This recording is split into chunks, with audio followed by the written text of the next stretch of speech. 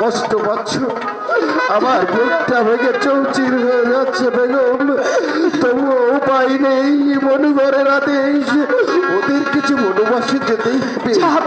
আমাদের সন্তানকে বাঁচাতে হলে এর চেয়ে আর কোনো উপায় নেই। আমিও যাবো জাহাপানা, আমিও এখানে থাকবো না। আমি কিছু সবাই চলে যাচ্ছে, যাক, তবু যে আমাকে থাকতে হবে। তবে আমার বেগম আমাকে ছেড়ে চলে যাচ্ছে।